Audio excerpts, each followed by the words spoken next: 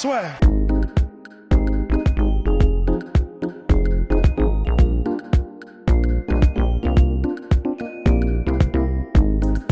Bonjour à toutes et à tous, bienvenue au podcast La Sueur. Nous sommes de retour après une semaine de breakdance avec toujours Rusty Business et Monsieur Polydomso. Alors messieurs, on va faire le point d'abord sur le boxing game avec le choc du week-end entre Canelo Alvarez et Daniel Jacobs qui a perdu par décision unanime claire et précise. Il s'est incliné. Ross qui est en train de faire la guerre contre le mobilier. Je l'ai eu. C'est quoi déjà? Un sidekick mais retourné. Spinning sidekick. Un spinning sidekick, j'ai fermé ma porte. Voilà, alors, devant vos yeux. Donc, qu'avez-vous pensé de ce choc qui était à la T-Mobile Arena de Las Vegas? Pour ma part, petite session sparring tranquille, Canelo n'a pas forcé. Ouais, c'était vraiment pas folichon. J'ai regardé les 12 rounds. Il y a eu quelques coups qui sont passés flush de Jacobs, mais sinon c'était surtout Canelo qui menait la danse et il était plus sharp, plus rapide, plus technique, meilleur selon moi en tout cas dans tous les domaines. Mais c'était une purge, hein. C'était vraiment. Moi, loué soit votre professionnalisme, je vais avouer, je vais faire un mea culpa, je me suis barré en cours de route, quoi. Je l'ai pas regardé jusqu'au bout. Ça m'a fait chier. Bon, après on va recevoir des critiques. Oui, c'est technique, oui, c'est bien, mais on en attend tellement de Saul Alvarez. C'est injuste, hein, je le reconnais. C'est vrai que, mais c'est quand il a la prétention, en tout cas, ou certains ont la prétention d'en faire le meilleur pound for pound actuel. On attend, du coup, on a des attentes à cette hauteur-là. D'autant que Daniel Jacobs, c'est un bon boxeur, c'est un excellent boxeur. Donc, on avait tout à espérer de cette rencontre. Il n'y a pas pris de risque. Il n'y a pas pris de risque et il n'y a pas eu de risque des deux côtés. Et comme c'était, comme c'est Oscar De La Hoya qui organise et tout, tu sais que si tu veux gagner, il faut ramener les flammes et la fureur, quoi. Tu peux pas y aller en te disant je vais essayer de l'avoir façon boxe olympique au point et tout. C'est pas possible. Mais petit regret quand même de Jacobs de ne pas avoir un petit peu plus tenté, parce que c'est vrai qu'avant ce combat-là, on disait aussi il y a le côté Miracleman, parce qu'il a survécu quand même pas mal à ce fameux cancer des os où les médecins lui disaient qu'il n'allait plus remarcher. Il y avait eu cette défaite à la décision contre Gennady Golovkin, où tout le monde là aussi avait dit le mec est héroïque, et là c'était son deuxième combat contre une superstar. Donc quand tu as 31 ans et que tu as cette occasion en or là finalement contre le taulier, tu te dis tu vas peut-être prendre plus de risques, et c'est vrai que lui aussi, les seules fois où il a vraiment touché, c'était au 9e round. Il n'y a pas eu de suivi ensuite, ce qui était quand même un petit peu décevant. Ouais, complètement. Et c'est vrai que si c'est bien, même si donc on se fait tacler sur le fait que c'était beaucoup plus technique que notre compréhension ne pouvait je sais pas trop quoi, certes, peut-être, mais n'empêche que, et je suis d'accord avec vous deux, au niveau de l'engagement, quand tu es le challenger, normalement, t'amènes la poudre, quoi. Tu fais exploser un peu le baril. Et là, c'était presque ça qui était frustrant, c'est de comprendre au 6e, 7e, 8e round qu'en fait, ça n'irait jamais beaucoup plus loin au niveau engagement que ce qu'on a vu. Et ça fait un peu chier, quoi. Mais d'autant qu'en plus, Daniel Jacobs, il avait rien à perdre. Bon, il avait la ceinture IBF, mais on s'en tape un petit peu. Enfin, c'est la ceinture IBS que tout le monde veut. IBF. Ouais, c'est IBF. Mais non, mais bon, c'est vrai qu'il avait tout à gagner. On attendait plus de lui. Bon, après, c'est très commode de dire ça. C'est vrai que Canelo, c'est un boxeur hors pair. On le répète jamais assez, mais ouais, un goût de frustration, quoi. Il y a un arrière-goût il y a pas eu, on n'a pas eu ce qu'on attendait, quoi. Ouais, dommage, et d'autant plus que c'est ce que je disais à notre cher Polydomso quand Rust était parti à la conquête de nouveaux territoires, eh bien que Daniel Jacobs avait manqué la pesée contractuelle, donc qui était de 170 pounds, il est arrivé à 173,6 pounds, et il va donc recevoir une amende de $250,000 par pound. Voilà. Donc oui. Je tiens à faire une observation pour m'amender, parce que j'ai pas beaucoup de commentaires à faire sur ce combat-là. Pour m'amender, je recommande aux gens, au public La Sueur, de regarder le combat de Daniel Jacobs contre Dimitri Pirog. Oui. Bon, c'est un combat qu'il a perdu aussi. Bon, c'est pas un cadeau, mais c'est juste parce que Dimitri Pirog, c'est un boxeur excellentissime qui a eu sa carrière qui a été sabrée parce qu'il a eu une blessure au dos, il n'a pas pu défendre son titre, donc il s'est retiré invaincu. Mais j'attire votre attention, c'est un boxeur russe qui boxe avec un style américain, un peu à la James Toney, tu vois, il fait beaucoup de shoulder roll et tout, et donc il a un style vraiment atypique, il n'est pas assez connu à mon goût. Donc comme là on parle de Daniel Jacobs, bah, je me suis dit qu'on pouvait en placer 2 mots sur Dimitri Pirog. Et qui a pris, pour le coup, vraiment sa retraite assez jeune. Bien, messieurs, maintenant, on va pouvoir parler peut-être un point sur... allez, si ça nous intéresse, hein, quel prochain combat pour Canelo? Bah moi je disais, si jamais, après je sais pas si physiquement c'est possible et contractuellement et tout ça, mais Terence Crawford s'il monte, j'aimerais bien le voir contre Canelo Alvarez. C'est un... Voilà quoi. Si bat Errol Spencer, voilà, c'est ça que j'aimerais voir. Enfin... et Monsieur Rust? Ouais, tout pareil. J'en sais rien, moi. Tout pareil, pas mieux. Ok, ouais, même chose, ouais, Terence Crawford, ou alors, voilà, une troisième contre Golovkin, et cette fois en terrain neutre, ce qui serait un petit peu compliqué. On peut espérer. Enfin. Mais après, ce que j'espère, moi, c'est quand même comme Golovkin s'est aussi engagé avec DAZN, peut-être que, tu vois, il prépare tout ça pour une trilogie, et puis que ce soit un petit peu moins... D'autant plus que Golovkin, ayant changé d'entraîneur, et Abel Sanchez, et c'est super soudain comme news et comme nouvelle. Apparemment, j'étais maté des interviews de Abel Sanchez qui apparemment, enfin lui-même n'a pas trop compris parce que c'était à propos pour des raisons. Alors c'était pour des raisons pécuniaires, mais c'était parce que comment dire, Golovkin proposait apparemment vraiment pas beaucoup d'argent à Abel Sanchez. C'était 1/5 de ce qu'il gagnait avant. Voilà, donc grosso modo c'était le balayer un petit peu pour des raisons qu'on ignore. Probablement que Golovkin avait un peu un goût amer dans la bouche, et c'est ce qu'il a dit à demi-mot en fait. Avait un goût amer dans la bouche après ses défaites contre Golovkin. Et du coup, il a décidé de se départir de son entraîneur de toujours, Abel Sanchez, et il va partir visiblement à la recherche d'un nouveau mentor, mentor c'est peut-être un peu trop fort, mais d'un nouveau, en tout cas, head trainer, d'un nouveau coach en chef, et à voir si dans les mois qui arrivent, ça change quelque chose pour Golovkin. En même temps, c'est vrai qu'à son âge aussi, Golovkin commence à avoir aussi fait un peu le tour. Et mine de rien, Father Time va arriver, hein, lentement mais sûrement. Et donc là, va falloir qu'il fasse les bons choix de carrière. D'autant qu'il a eu une énorme carrière en amateur. Enfin, je ne sais pas combien de combats il a eu en amateur. Donc c'est vrai que là, ça commence à s'accumuler. En plus de ça, comme il a perdu... Non, il y a eu le draw du premier et il a perdu le deuxième.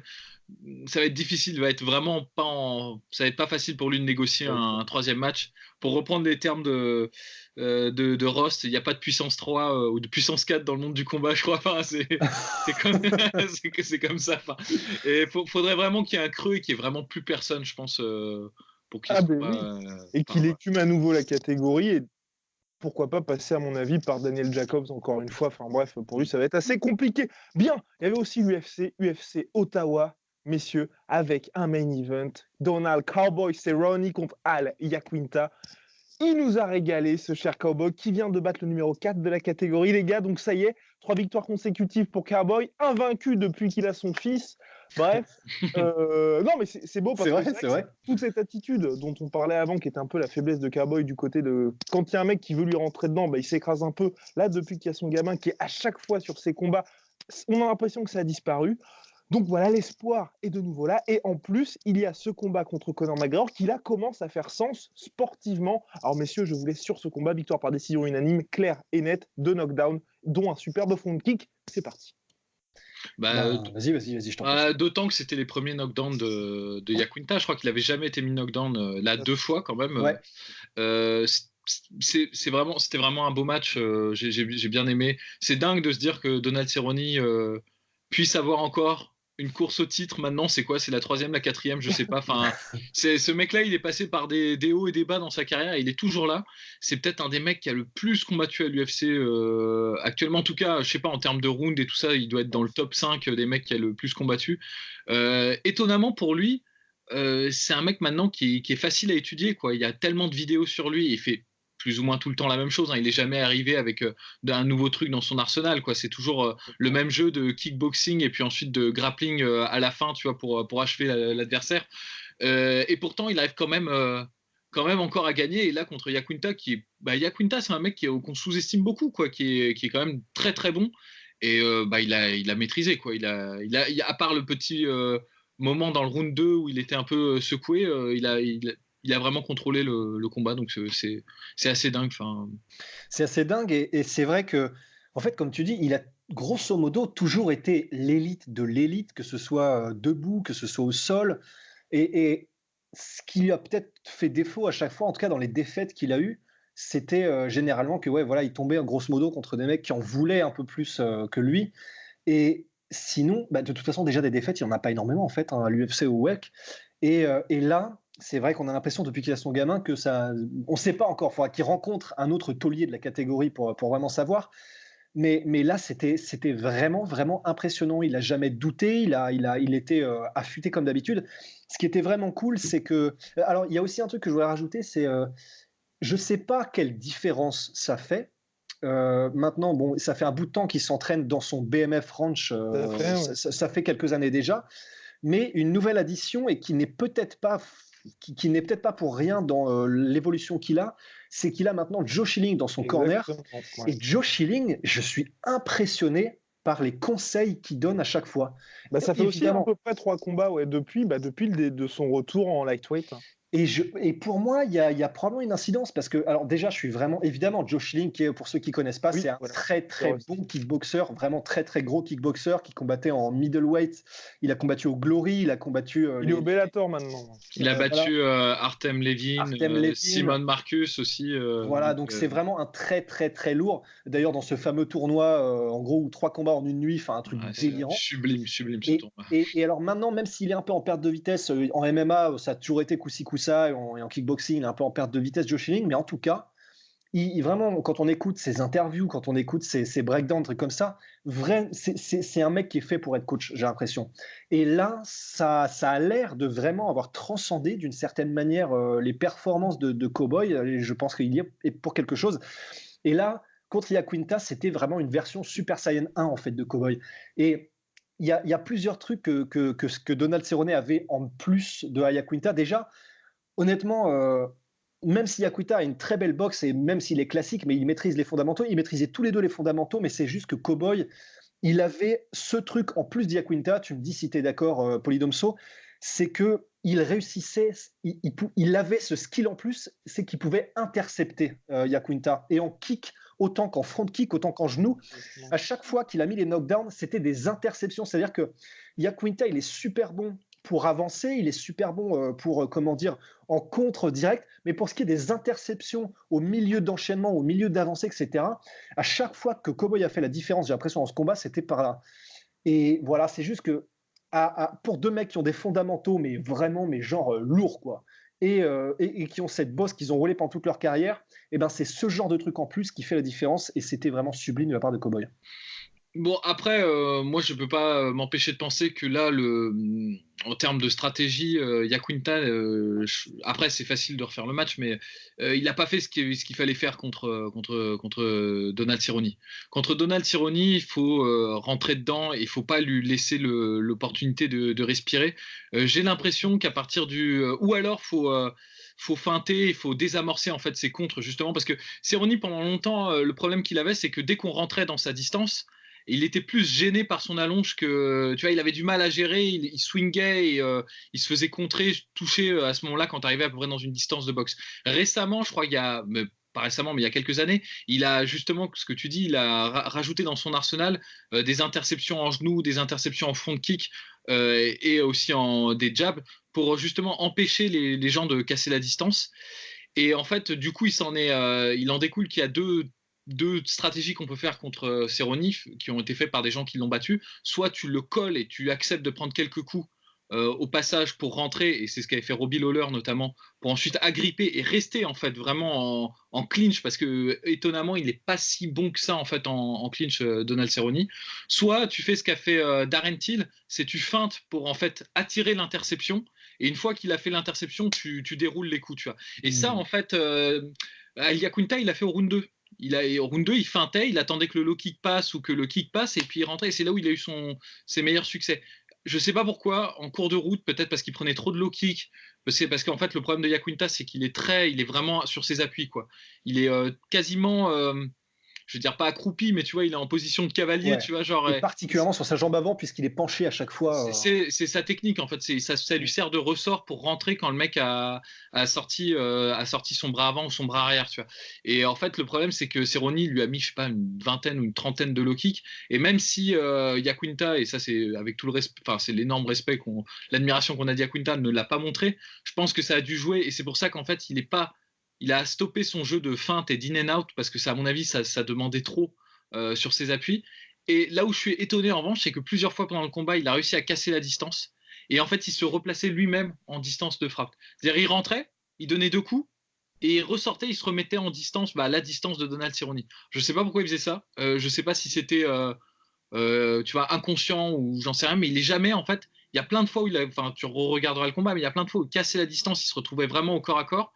Et il restait pas, il reculait naturellement, tu vois. Et pareil, parfois Cerrone venait vers lui et commençait à faire des enchaînements de points, et au lieu de rester, de laisser de prendre peut-être un coup et de rentrer et de clincher, il reculait en ligne droite et il restait en fait au bout de la distance de Donald Cerrone.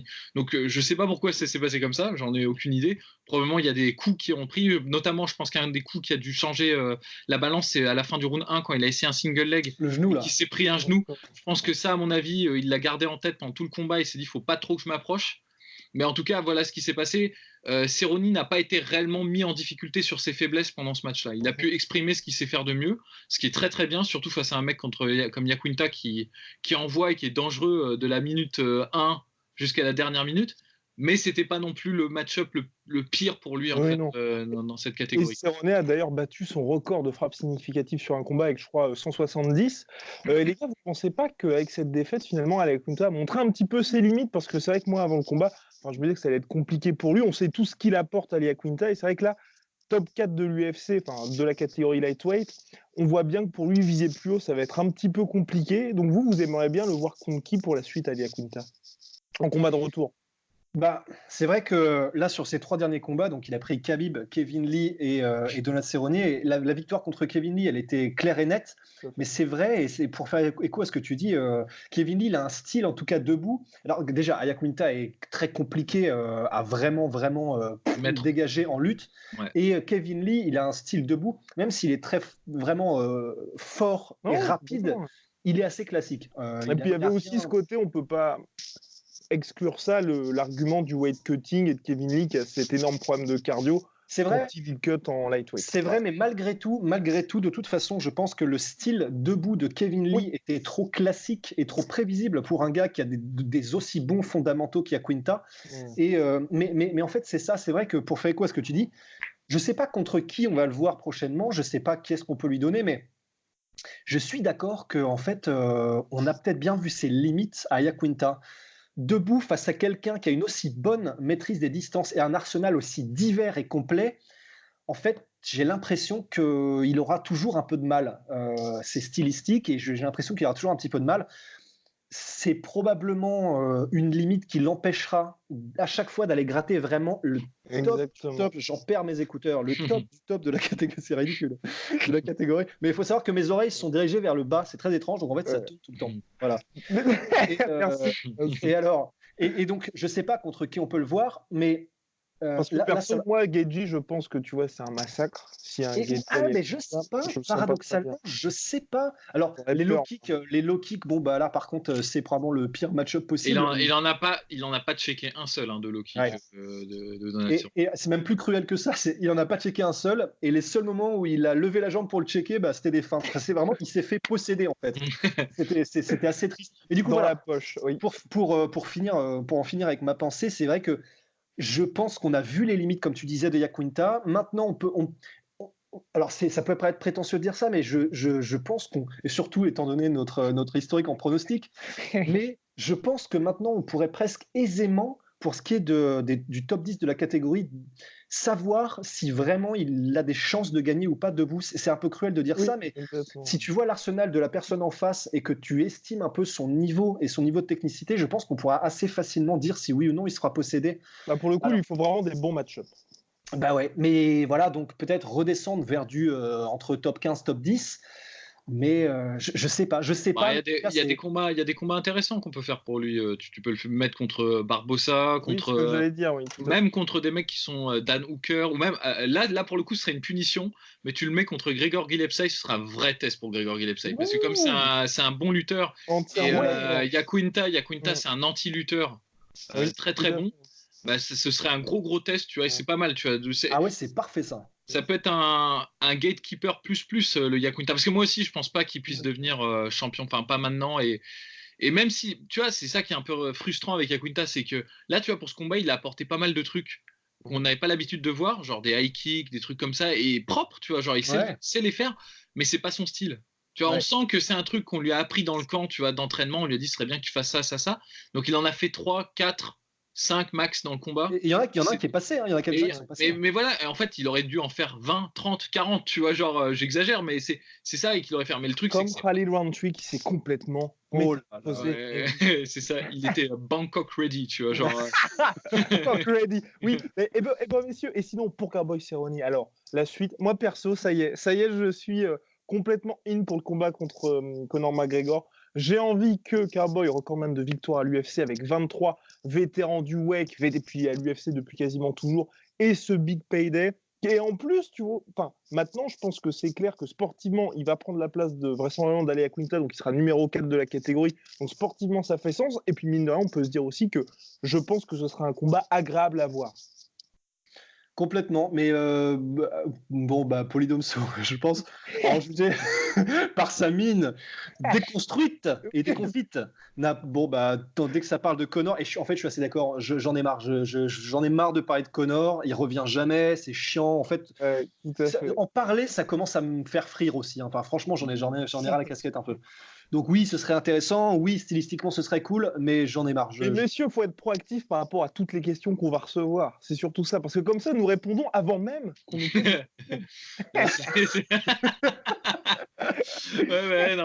Non, mais oui, effectivement, ce serait, en revanche, pour le coup, si tu me demandes stylistiquement ce que j'en pense, ce serait un match très très intéressant, parce que on a toujours ce que je me répète, hein, c'est l'âge, c'est l'âge, mais une des quand Conor était encore dans sa superbe, qu'il était sur sa série de, tu vois, sa série, il a jamais vraiment eu de série, mais disons que quand il a battu, non, mais parce qu'il a été interrompu par Ned Diaz, tu vois, mais il était à 7 mois quand même, ouais, un truc comme ça.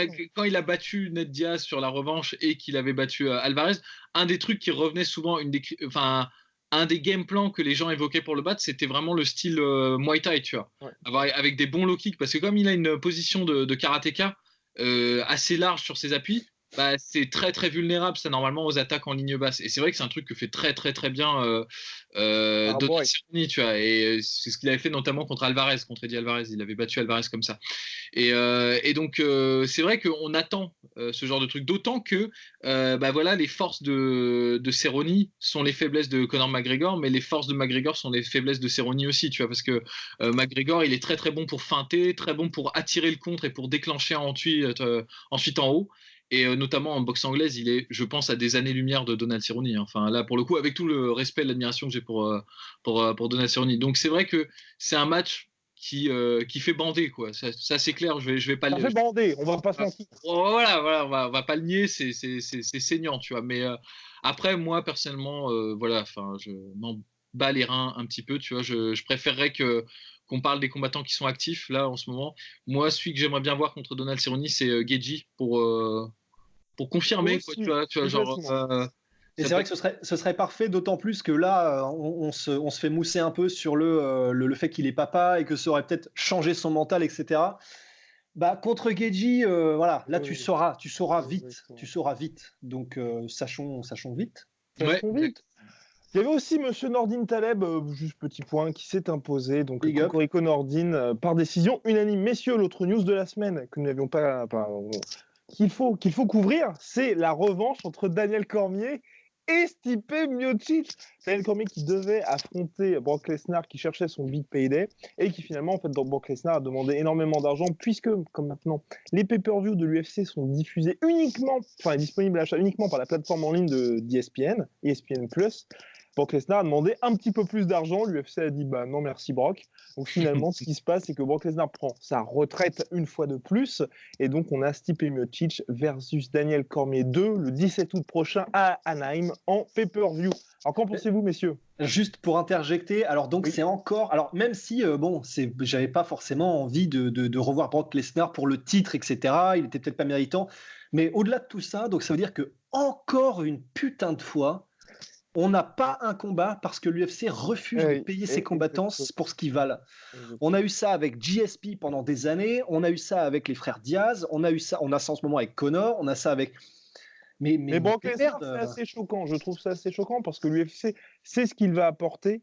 Ils savent très bien qu'énormément de personnes vont regarder. Donc, à moins qu'il ait proposé quelque chose d'énorme, mais ça m'étonne beaucoup parce que c'était écrit. Enfin, je veux dire, il avait perdu à la WWE, il avait rencontré Dana White, il y avait eu des photos postées sur les réseaux sociaux. Enfin, tout le monde, il y avait les contrôles avec l'USADA. Enfin, c'était écrit que le mec allait revenir. Donc, ça m'étonne franchement que ça ne se soit pas fait.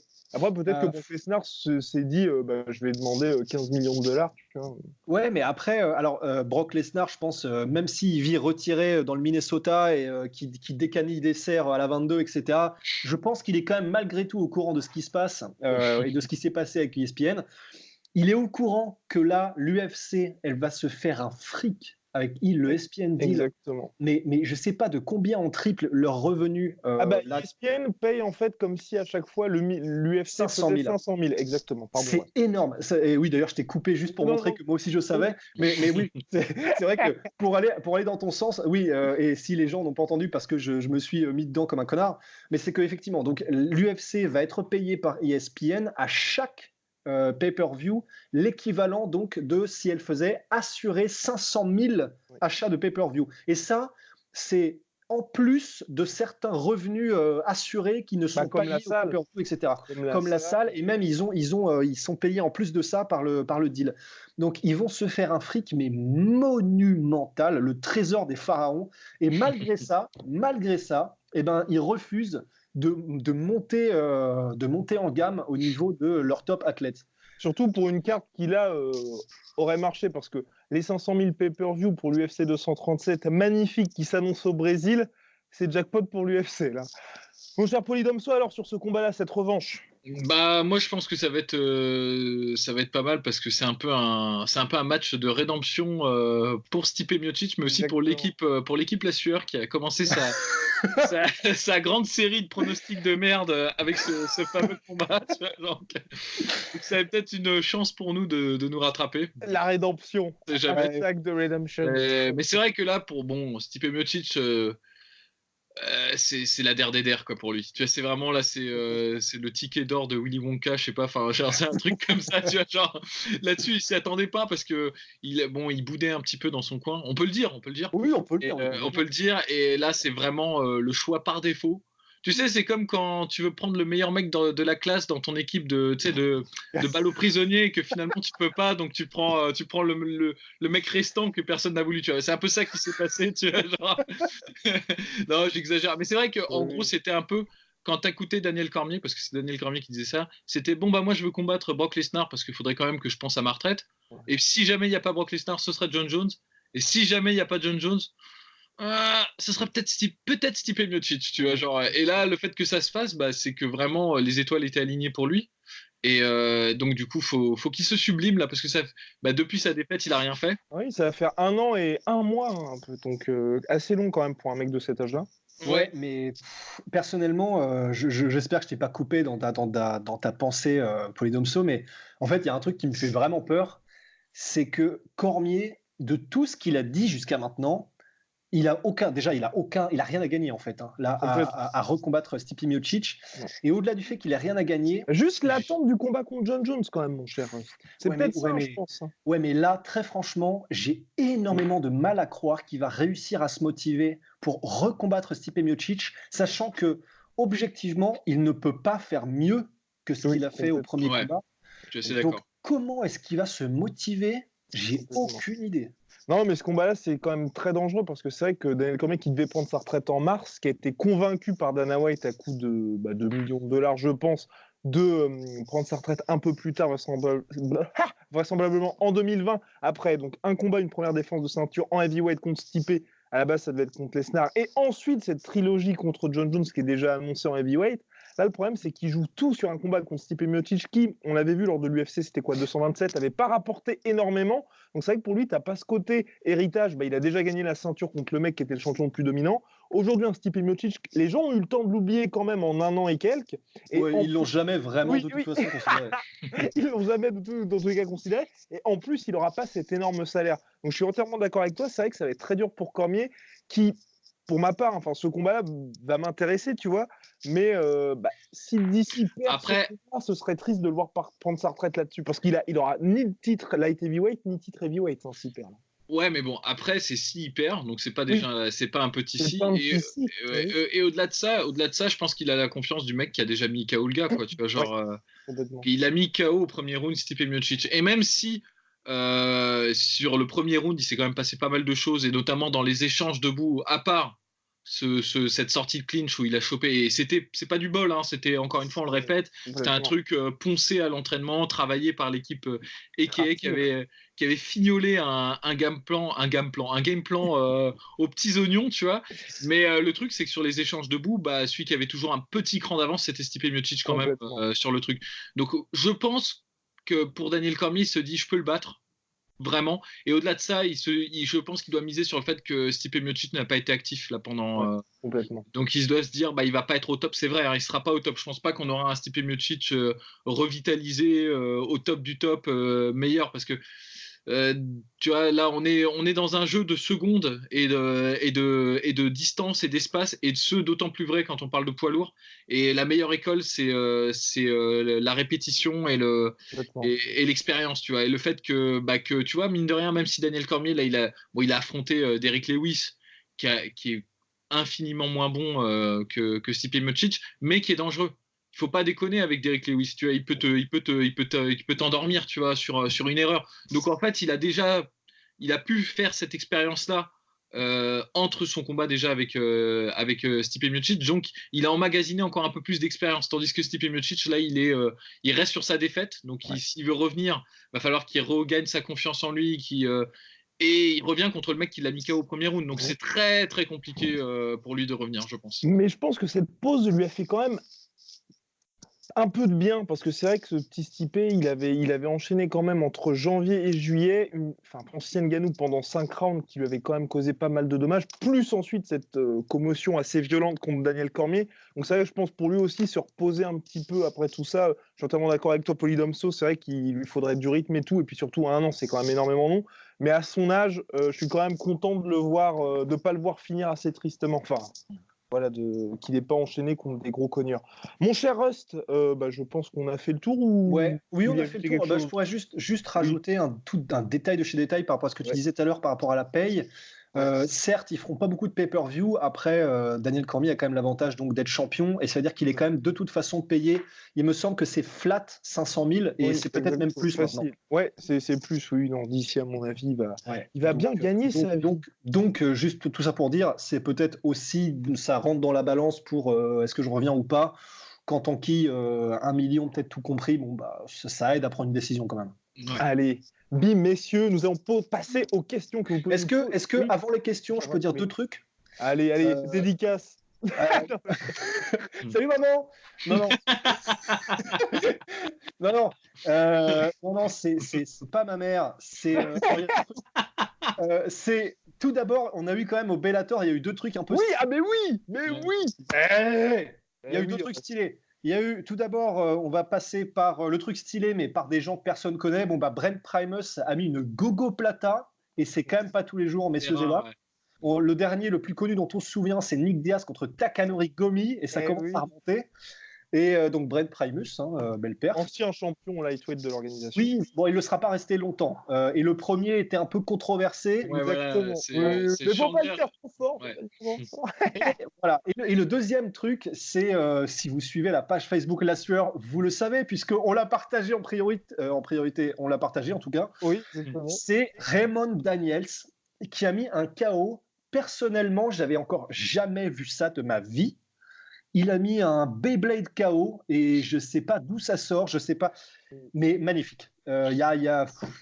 Ça s'apprend pas à l'entraînement, ça. Exactement. Ouais, non, c'était digne d'un meilleur ou des pires épisodes de Power Rangers, quoi. Enfin, ça fait vraiment ça, ouais, ça fait attaque Bioman, tu vois, genre. Attaque Bioman, et sauf que à la place d'avoir un monstre avec des déguisements en plastique dégueulasses joué club, t'avais un mec vrai, réel. Et on a eu un superbe commentaire sur la page Facebook La Sueur suite à ce KO donc, de Raymond Daniels, donc expert en striking, à propos du gars qui s'est pris le KO. Le mec qui a pris le KO s'est transformé en Magikarp au sol.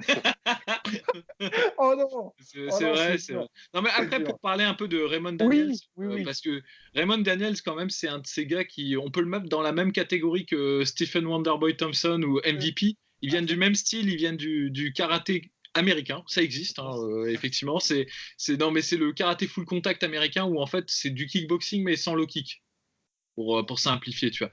Et ils ont un style qui est très très similaire, ils se tiennent quasiment de profil, ils misent beaucoup sur la jambe avant et sur les enchaînements à partir de la jambe avant, c'est-à-dire ils vont feinter en sidekick pour ensuite faire des coups de pied retournés ou des spinning back fist et tout, donc c'est très, très intéressant de voir ça en MMA et c'est fou d'avoir 3 mecs dans la même catégorie et qui se sont jamais rencontrés finalement, parce que Raymond Daniels, c'est son 2e combat de MMA, il n'a pas du tout l'expérience qu'a Stephen Wonderboy Thompson, mais MVP, Stephen Wonderboy Thompson et Raymond Daniels, je vous le dis, se sont rencontrés ailleurs, c'est-à-dire Stephen Wonderboy Thompson a perdu contre Raymond Daniels en kickboxing, et Raymond Daniels a battu plusieurs fois MVP en karaté à la touche, donc vous pouvez trouver les vidéos sur YouTube, c'est marrant de voir que ces mecs se connaissent. Ils sont tous dans la même catégorie en plus. Ils sont tous dans la même catégorie, donc c'est assez. Et alors c'est assez stylé. Alors juste pour finir dessus, parce que tant qu'on est trop rentré dans le terrier, allons-y gaiement. Alors il y a 2 trucs. Alors déjà, là, si vous nous écoutez, faites pause sur la vidéo, regardez la fin bien sûr, mais faites pause d'abord et allez regarder un highlight de Raymond Daniels, tout simplement parce que des KO comme ça là où tu as l'impression que c'était pas possible à part dans un Tekken. Il en a à l'appel en fait. On pense au Glory contre François Hambang où il a mis un double kick, mais absolument, voilà, c'est hors de ce monde. Et alors le deuxième truc que je voulais dire aussi quand même, parce qu'il faut contrebalancer et parce que c'est aussi un de mes petits chouchous qui l'a battu, c'est que le style pour le battre c'est assez intéressant. C'est des styles beaucoup plus flat-footed en tout cas. C'est vraiment statique et allez regarder le combat Raymond Daniels contre Nicky Holzken ou alors Joseph Valtellini. Les deux. Les deux ont utilisé les mêmes techniques en fait d'avancée carapassonnée et à base de gros low kick de bûcheron et ils ont utilisé sensiblement la même stratégie que Anthony Pettis contre Stephen Wonderboy Thompson. Absolument. Et la boucle est bouclée, tu vois. Le nœud de Moebius. Ouais, c'est exactement ça. Mais en tout cas, après, Raymond Daniels, ce qui serait intéressant de voir, c'est qu'il est champion aujourd'hui donc du Bellator Kickboxing en welterweight. Enfin, j'espère qu'ils le mettront, tu vois, contre des adversaires assez abordables en MMA pour quand même qu'ils nous régalent de highlight, parce qu'à 39 piges, c'est vrai qu'on sait bien qu'il ne pourra pas se battre contre la crème, surtout en welterweight au Bellator. Mais bon, nous régaler comme ça de temps en temps, ça fait toujours plaisir. Alors, on va passer aux questions que vous pouvez nous poser sur Instagram, @lasueur, par mail, contact@lasueur.com. On va commencer par les questions Instagram. Question d'Anaël, qui nous a posé une question. Et oui, ça y est Cocorico, ça y est, les femmes prennent le pouvoir chez La Sueur. Alors, salut l'équipe, tout d'abord, je tenais à vous féliciter, vous faites un superbe travail. Ma question est la suivante. Cub Swanson est le genre de combattant à flirter avec le haut de la catégorie sans jamais l'atteindre. Les années passent et il en a enduré pas mal. J'aimerais bien avoir votre avis sur ce que vous pensez de lui et pensez-vous qu'il pourrait encore surprendre, même s'il n'a plus grand-chose à prouver. S'il venait à gagner cette nuit contre Burgos, manque de bol, il a perdu. Split décision, merci Rust. Quel avenir peut-il avoir dans la catégorie? Merci pour votre travail et pour votre réponse. Merci Anaël pour la question. Top Rust, c'est parti. Cub Swanson, il a plus rien à prouver. Alors ça va être un peu cruel ce que je vais dire, mais il a peut-être encore quelque chose à prouver dans le sens où finalement il a jamais été vraiment au top du top en fait. Alors il a été longtemps hanté par ce putain d'oreille de merde. Il a été longtemps hanté. Resté hanté par ses écouteurs. Mais c'est mes oreilles, j'en ai marre. Alors, il a été longtemps hanté par ce double genou de José Aldo, en fait, qui je crois, c'est 9 secondes ou une connerie comme ça. Oui, et même s'il a eu une carrière, il est tout le temps resté au top. Hein. Il a été, là, je sais plus s'il est encore. Top 5 depuis voilà. Piges, hein. Il est encore dans le top 5 aujourd'hui Peut-être pas. Peut-être pas. En tout cas, top 10. Et donc, ça fait déjà des années et des années qu'il est dans le top 10, mais il n'aura jamais eu son title shot et il n'aura jamais vraiment. C'est pour ça que je dis qu'il a pu en approuver. C'est vrai, c'est un combattant extraordinaire et il aura eu des guerres, mais des guerres contre Do Choi, des guerres contre. Il aura eu des combats incroyables. Tout le monde le connaît.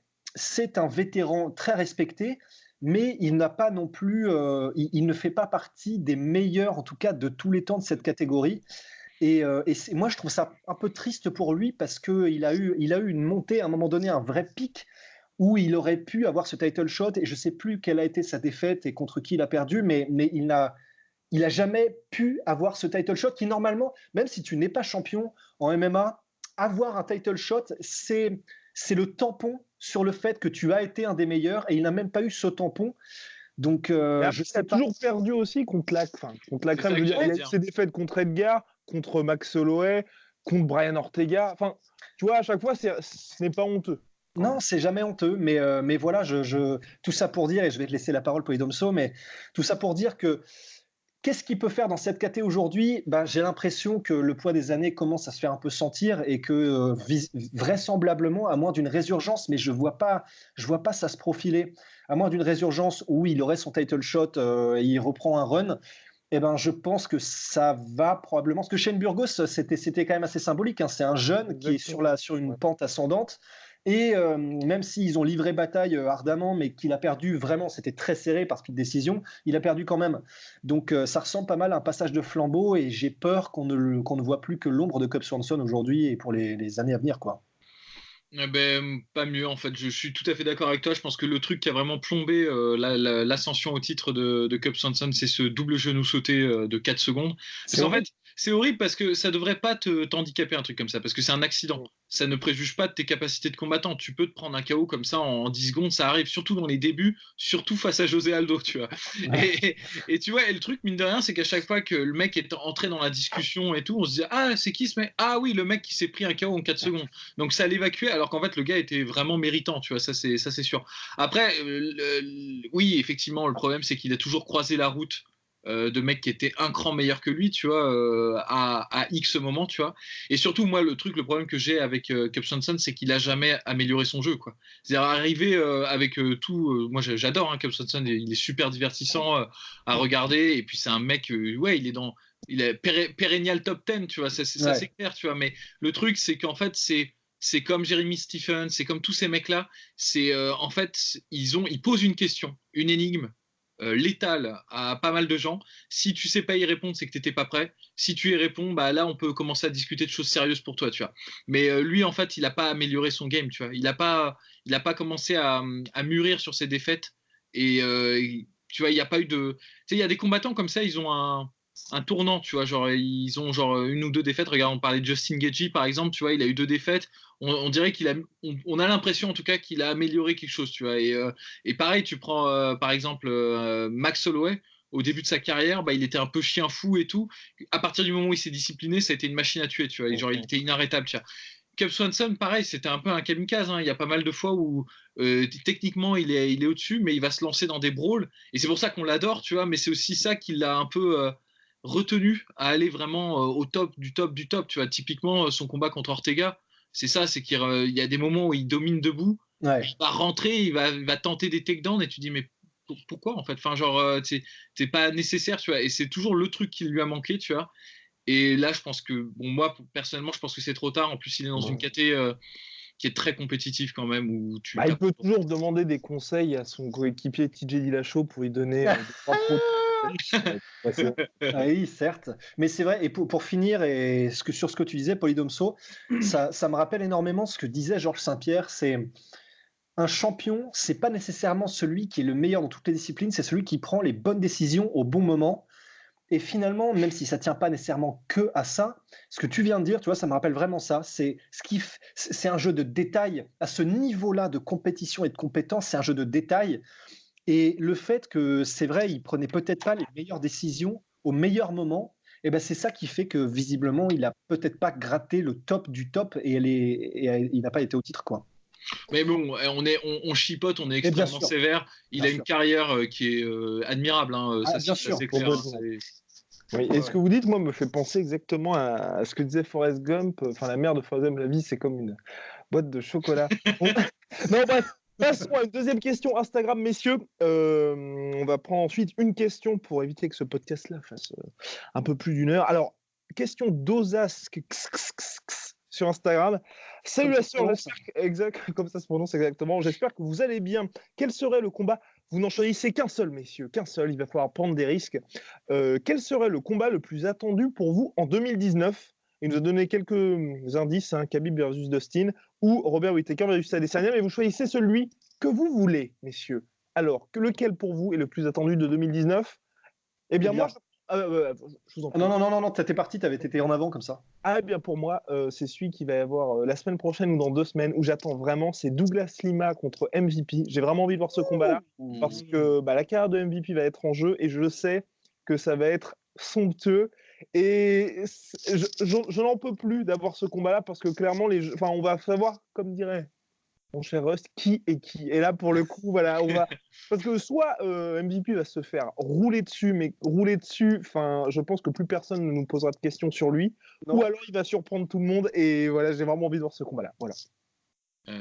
Génial. Moi, c'est perso, c'est pas du tout, c'est pas un match qui a une véritable importance dans la marche des choses, tu vois, mais c'est Horiguchi contre Caldwell 2. Oh là là. Au Bellator. Parce que j'adore Horiguchi, et j'ai envie qu'il soit plus connu, j'ai envie qu'il gagne, j'ai envie qu'il ait sa revanche contre Demetrius Johnson. C'est un combattant que je suis, et j'ai vraiment envie de voir ce combat. Ouais, et pour moi, ce sera, alors je sais pas si ça aura lieu en 2019, mais depuis leurs échanges Twitter, là, il y a quelques heures, je commence à me chauffer, mais à un point, c'est Adesanya Romero. Ah, yeah! Oui, ouais, là, ça, je sais pas ce que ça donnera, et je sais pas lequel des deux va mourir, mais j'ai très envie de savoir. Romero doit mourir, hein. Oh là là! Lit! Oh, la blague Arte, trop stylée, putain. Prime time Polydomso, la blague Arte. Et ben oui, super. 25 ans à regarder des films de merde, ça finit par payer. Hein, tu vois, c'est avec Jet Li, celui-là, c'est ça? C'est ça. Ouais. Exactement. Nous n'avons pas mieux. Petite nouvelle, messieurs, je ne sais pas si vous êtes au courant. TMT, donc Mayweather, donc Japan, va organiser en combat Takeru contre Tenshin Nasukawa. Et il y aura aussi Floyd Mayweather versus Manny Pacquiao en exhibition pour la fin de l'année. Voilà, c'est dit. C'est que ce bordel. Et en fait, ce qui se passait au Rising, c'était annonciateur donc de TMT qui se lance là pour de bon au Japon, et avec Mayweather qui va faire des exhibitions, qui va en profiter pour faire des petits combats. Donc le Takeru Tenshin, on est salement sur le coup. Hein, ouais, carrément, ouais. Mais attends, juste Polydomso, je pensais pas que c'était dans la même catégorie de poids, les deux. Si. Ils sont dans la même catégorie. Hein. Ils devaient même se rencontrer à une période et ils l'ont pas fait, mais d'accord. Ils sont dans la même catégorie. Ouais. Donc ça va être grand. Grand, ouais. Bon, ça va être grand. Alors, messieurs, on a une question sur Elias Theodorou. Je pense qu'on peut s'en passer. Hein. Si ce n'est de dire que c'est un des seuls combattants au monde, je pense, qui fait ring guy. C'est-à-dire que à Invicta, championnat 100% féminin de MMA, et ben lui, il fait l'équivalent de ce que font. Voilà. Non, alors il fait pas les rounds.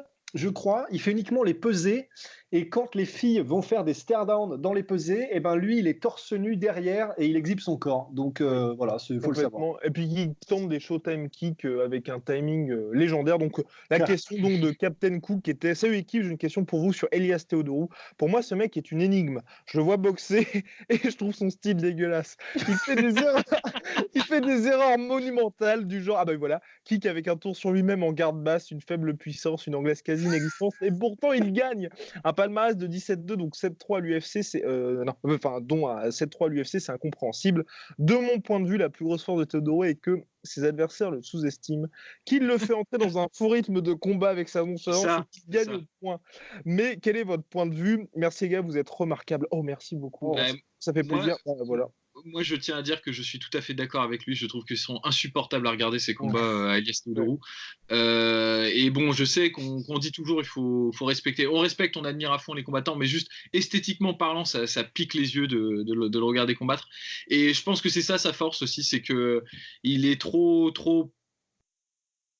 unorthodoxe, awkward. Enfin, je sais pas comment le dire en français, tu vois, mais imprévisible, mais imprévisible, ça traduit pas bien ce que ça veut dire awkward. Il est bizarre dans sa façon de combattre. Il est pas conventionnel et en fait, il fait des choses que les gens ne font pas. Et en fait, tu sais, quand tu t'entraînes avec des gens qui attaquent académiquement parlant et tout, tu t'habitues à un certain rythme, à une certaine façon de faire, à un certain timing dans le fait que tu déclenches tes coups et tout. Et donc, du coup, dans ce jeu-là, tout va trop vite et tu mises beaucoup sur ton anticipation. Et c'est une anticipation, c'est pas les Jedi, tu vois, genre la force. C'est en gros, à force d'avoir répété en sparring avec des centaines d'heures de sparring, bah, tu vas reconnaître un mouvement et tu vas t'adapter sans même y réfléchir. C'est la mémoire musculaire et c'est ce que tu bosses, tu vois, dans un gym. Sauf qu'il n'y a personne qui boxe comme Théodorou. Donc quand lui va te faire un jab dégueulasse et qui va enchaîner sur un coup de pierre tourné à ta cuisse, tu vois, mais genre complètement à la ramasse dans le timing, bah, tu vas être surpris. Et en fait, pour ceux qui font un peu de boxe, c'est un peu comme quand tu spares avec des débutants. Tu sais jamais quand est-ce qu'ils vont frapper, tu essayes de t'adapter et tu te fais mal tout seul, tu vois. Et moi, je pense qu'en gros, bah, y a un peu de ça avec Elias Théodorou, sauf que bon, c'est un athlète professionnel, donc il envoie quand même, et il est pas mauvais au sol non plus, il a des qualités, tu vois. Mais debout, je pense que c'est ça, c'est qu'il est vraiment, tu vois, genre trop bizarre, un peu comme Vettori, tu vois. Vettori, quand il avait combattu Adesanya, bah, il l'avait touché plusieurs fois et tu sentais qu'Adesanya était genre non, mais normalement, ça me touche pas, ça, tu vois, c'est pas normal, tu vois. Et je pense que c'est un peu ça, Théodorou, tu vois. Enfin... Ouais, il y a ça, et il y a aussi peut-être, alors vraiment là, c'est pas du tout sûr et certain, c'est quelque chose que je lance comme ça, mais de la même manière que l'UFC a, il y a quelques jours, signé Amir Aliakbari, le lutteur iranien, qui... chargé comme jamais. Voilà, qui a été chopé plusieurs fois pour stéroïdes, parce que c'est un lutteur professionnel pour l'Iran. Et à mon avis, je ne vois pas comment ça peut être autre chose que le fait que ce mec-là a 1,5 million de followers sur Instagram. Non, mais il est bon aussi. Quand non, même. il est bon. Non, il est très bon. Entendons-nous bien. Il est très bon. Il n'a perdu professionnellement que contre Mirko Cro Cop. Et très bien perdu d'ailleurs. Hein. Oui, c'était superbe. C'était la finale du Rising, du tournoi. Ouais. Voilà, c'était superbe. Après, là, je trouve que c'est juste un peu bizarre que l'UFC signe ce gars-là avec tout ce qu'elle fait avec l'USADA et tout ça. Et le mec, visiblement, voilà, il... Non, mais c'est pas visiblement. Il a été banni des Jeux Olympiques et tout. Il a été banni, et c'est pour ça que il est chargé, et ça fait juste bizarre que l'UFC le signe, si ce n'est qu'il est extrêmement, extrêmement populaire dans son pays d'origine et que ça peut peut-être amener à de nouveaux marchés pour l'UFC.